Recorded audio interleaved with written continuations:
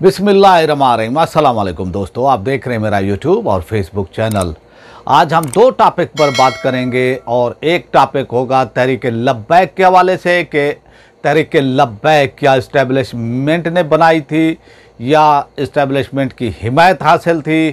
क्योंकि लोग जो है यानी शद्दोमत से जो है तहरीक लब्बैक को इस्टेब्लिशमेंट का बगल बच्चा कहते थे और तहरीक लब्बैक के सरबरा अल्लामा हाफिज़ साद हुसैन रिजवी साहब को चाबी वाला खिलौना कहते हैं। इस बारे में जो है बात करेंगे। दूसरा हमारा टॉपिक है यानी पाकिस्तान मुस्लिम लीग नून के सरबराह जो पाकिस्तान के साबिक वज़ीर आज़म हैं, 3 बार वज़ीर आज़म रह चुके हैं, एक बड़ी जमात के वो सरबराह हैं। अब जो 8 फरवरी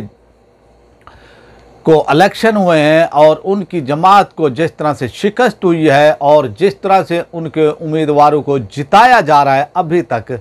इस हवाले से लेकर जो है इस मामले को लेकर नवाज शरीफ ने अपने आप को घर तक महदूद कर लिया है। और आप ये देखें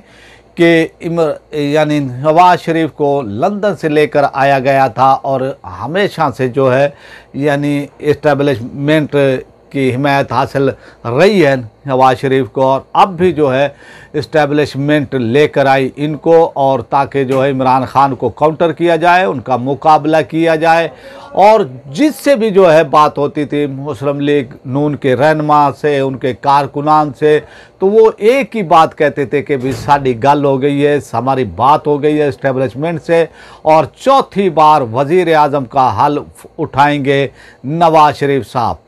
तो अब जो इलेक्शन के नतायज आए हैं, इन इलेक्शन के नतायज ने वर्ताए हैरत में डाल दिया है, चाहे वो इस्टेब्लिशमेंट हो, चाहे इमरान खान के मुखालिफ सियासी जमातें हों, चाहे वो PDM की वो जमातें हों, चाहे फिर आप ये देखें कि नवाज शरीफ साहब हों। नवाज शरीफ साहब को जो है ये शदीद सदमा पहुंचा है जो नतायज आए हैं, क्योंकि ये लोग ये कहते थे कि इमरान खान की जो पार्टी है तहरीक इंसाफ वो सोशल मीडिया की जमात है और इनके यही इसी गुमान में ये रहे कि इमरान खान की मकबूलियत जो है वो सोशल मीडिया पर है, डिजिटल मीडिया पर है। इस तरह से जो है उन्होंने इस बारे में मुकम्मल तौर पर जो है इमरान खान को नज़रअंदाज किया और फिर जो इस्टेब्लिशमेंट की हिमायत इनको हासिल थी तो इन्होंने उस तरह से जो है वो कंपेन भी जो एक वो चलाने का हक़ होता है, भरपूर वो तरीके से नून लीग ने कंपेन भी नहीं चलाई। वो इसी जोन में रहे,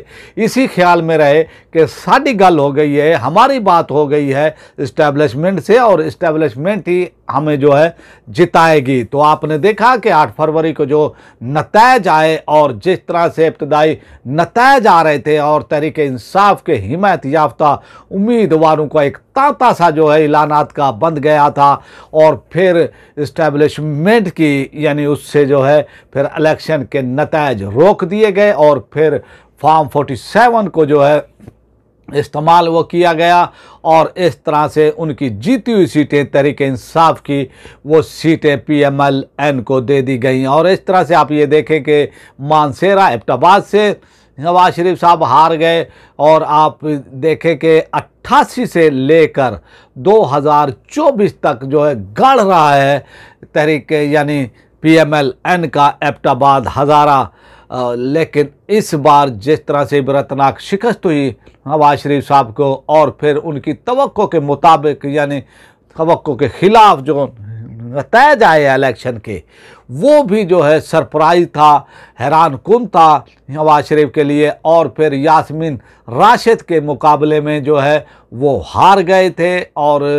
उनको जिताया गया फॉर्म 47 के ज़रिए से। इसी तरह मरियम नवाज साहबा भी जो है वो हार गई थी, उनको भी फॉर्म 47 के ज़रिए से ज़ोर ज़बरदस्ती धांधली से जो है उनको जिताया गया। तो अब सूरत हाल ये है कि इमरान खान का जो वो जादू है वो सर चढ़ कर बोल रहा है और एक बड़ी शिकस्त हुई है जो इमरान खान की मुखालिफ सियासी पार्टियाँ थी और ख़ासकर PMLN जो पंजाब यानी उनका बेस कैंप था वहाँ से भी उनको शिकस्त हो गई। और इस तरह से जो है नवाज शरीफ जिनके बारे में ये कहा जा रहा था, उनके लोग ये कह रहे थे कि चौथी बार वज़ीर आज़म का हल्फ उठाएंगे। अब उनके बारे में इतलात आ रही हैं कि उन्होंने घर तक अपने आप को यानी महदूद कर लिया है और वो बाहर नहीं निकल रहे हैं, कोई एक्टिविटीज़ नहीं कर रहे हैं। अगर यानी पीपल्स पार्टी के रहनुमा आए, उनसे मुलाकातें की, तो वो उस मुलाकात में आकर बैठ गए और वो चुपचाप वो बैठे रहते हैं, गुमसुम होते हैं। तो इसका दावा जो है वो किया है यानी मारूफ एंकर पर्सन नुसरत जावेद साहब ने जो है इसका दावा किया है और उन्होंने जो है ये कहा है कि नवाज शरीफ ने अपने आप को जो है घर तक महदूद कर लिया है। पहले आप उनका ये क्लिप ये सुन लें, तो बाद में फिर हम आगे चलते हैं। जी, आपने देखा कि ये क्लिप जो है यानी नुसरत जावेद साहब का, आपने सुना नवाज शरीफ के बारे में। अब ये कंडीशन इस वक्त PMLN के सरबराह की है और उनको शदीद सदमा पहुंचा इस हवाले से। अब आते हैं अपने दूसरे टॉपिक की तरफ और ये टॉपिक है हमारा तहरीक लब्बैक के हवाले से। और आप ये देखें कि तहरीक लब्बैक के हवाले से जो है, जो पाकिस्तान के यानी वो सहाफ़ी हैं, ख़ासकर उनका PMLN से ताल्लुक़ हो, चाहे पीपल्स पार्टी से, चाहे पाकिस्तान के एंकर मारूफ एंकर पर्सन हो, उन्होंने जो है एक बयानिया बनाया, एक नैरेटिव देने की जो है वो कोशिश की कि तहरीक लब्बैक इस्टेब्लिशमेंट की हिमायत याफ्ता जमात है। उनकी इस्टेब्लिश यानी कि तहरीक लब्बैक को इस्टेब्लिशमेंट ने बनाया और इस तरह से जो है ये इल्ज़ामात तहरीक लब्बैक के हवाले से लगाए गए। और फिर ये कहा गया कि ISI का जो है इसके अंदर हाथ है और एक वीडियो को लेकर जो है यानी सुप्रीम कोर्ट ऑफ पाकिस्तान के चीफ जो इस वक्त यानी काजी फैज़ ईसा साहब हैं, उस वक्त वो जज थे, उन्होंने एक फ़ैसला वो दिया था और इस तरह से तहरीक लब्बैक के ख़िलाफ़ भी उन्होंने फ़ैसला दिया था और ये कहा था कि ये मिली भगत थी ISI की और तहरीक लब्बैक की, और तहरीक लब्बैक को ISI की सपोर्ट हासिल थी। उन्होंने ये धरना फैज़ाबाद का जो है ये कराया था। लेकिन सूरत हाल हकीकत से यानी क्या है, क्या हक़ैक़ है इस हवाले से कि तहरीक लब्बैक क्या वाकई यानी इस्टेब्लिशमेंट की हिमायत याफ्ता वो जमात है? क्या तहरीक लब्बैक को इस्तेमाल किया गया, या फिर जिस तरह से तहरीक लब्बैक के सरबराह अल्लामा हाफिज़ साद हुसैन रिजवी साहब पर जो है ये इल्ज़ामात लगाए जाते रहे हैं कि ये चाबी वाला खिलौना है? तो अब आपको हक़ैक़ आपके सामने रख देता हूँ। अगर तहरीक लब्बैक यानी इस्टेब्लिशमेंट की वो जमात होती तो ये जो इलेक्शन हुए हैं तो तहरीक लब्बैक को भी इन इलेक्शन में हिस्सा दिया जाता। आप ये देखें कि यानी MQM को आप वो देख लें, MQM को जो है उनकी एक सीट थी कराची के अंदर और उनको 17 यानी सीटें दे दी गई हैं कौमी असम्बली की, और एक बार फिर जो है कराची उनके हवाले वो कर दिया गया है। इसी तरह PMLN को देख लें, उनकी भी सीटें जो हैं जो वो जीते यानी उनके जो ओरिजिनल तौर पर जो है जीते हैं उनके उम्मीदवार, वो 17 सीटें बताई जा रही हैं, लेकिन उनको जो है 70 से ज़्यादा सीटें वो दे दी गई है। और जिस तरह से फॉर्म 47 के अंदर जो है यानी धांधली करके पाकिस्तान की तारीख में पहली बार एक ऐसी धांधली की गई है कि जिसकी कोई बुनियाद, कोई अखलाकी भी नहीं बनती है। तो इस तरह से जो है आप अंदाज़ा कर लें कि तहरीक लब्बैक ने जो है यानी ना तो वो इस्टेब्लिशमेंट की हिमायत याफ्ता है। आप ये देखें, चाहे वो इमरान खान का टाइम था तो उसके अंदर भी इस्टेब्लिशमेंट यानी वो शामिल थी, उन पर जो है ऑपरेशन के हवाले से और उनको बैन करने से ये कोई फ़ैसला इमरान खान का नहीं था, ये इस्टेब्लिशमेंट का फ़ैसला था कि तहरीक लब्बैक को बैन कर दिया जाए,